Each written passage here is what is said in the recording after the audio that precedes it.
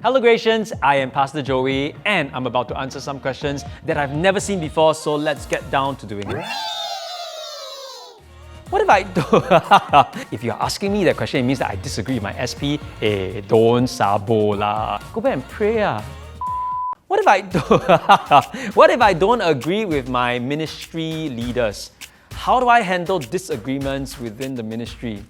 It's very difficult for this question to be asked because I am the ministry leader, right? So the best way to handle disagreements with your ministry leaders is go back and pray. Now I think we need to understand why we disagree.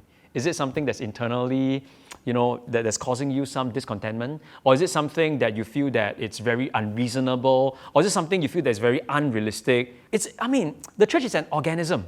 We can sit things down, or sit everyone down, talk about things, and at the end of the day, it's not just about alignment and agreement, but it's really about resonance and relationships. Why can't the staff just do it? Why do we need a serve team? I think that the church is really big, right? And the needs are so many. And I think that the staff can do what the staff can do, which is to provide leadership, which is to provide care, which is to provide equipping. But the Bible tells us that the saints are equipped for the work that is needed to be there. So all of us are supposed to be doing what needs to be done in the church. We get a chance to serve, and when we serve, we get a chance to grow as well. So don't just see it as a serve team. See that when you are in the serve team, you are actually growing. So it's like a growth team. The most challenging thing about serving is the people. Agree or disagree and explain why. Of course, it's about the people, but the church is about the people. So I think that it is both the people that make things challenging, but it's also the people that make things rewarding. It's not just your life that's changed, but it's also my life that's changed as I interact with people. Why are there so many meetings? Why are there so many meetings to attend when we serve?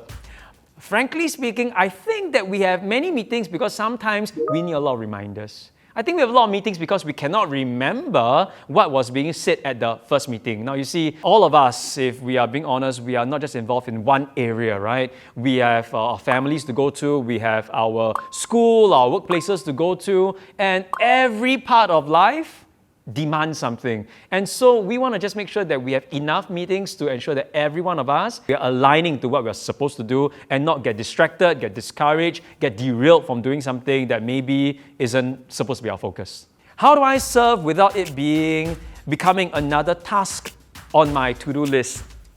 I don't know how to answer this question without saying that the fact is that it will be something on your to-do list. More than just doing something, I want to ask whether it can be on my to-be list, where we are saying, okay, what do I want to grow to become?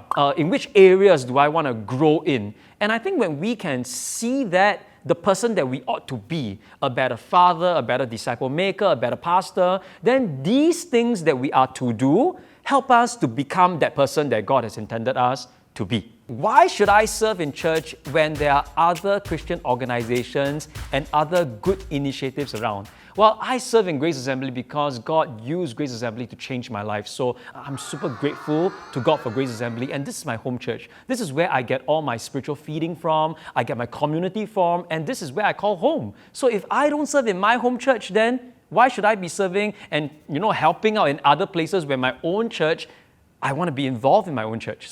And I think that's where I come to the end of answering to all these things. There was a lot of things to answer. I'm just going to end off with John 13:35. By this, all men, or everybody will know that you are my disciples if you love one another. My question to you, my friends, is do people know that you are the disciples of Christ? Why they don't know? It's because maybe we don't love each other. And what is the most practical way of loving each other? Serving each other, growing with each other, relating with each other, and then at the end of the day, we build God's church together, and everybody, whether they're inside the church or outside the church, they will know that we are the disciples of Jesus.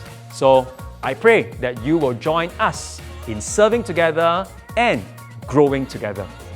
God bless.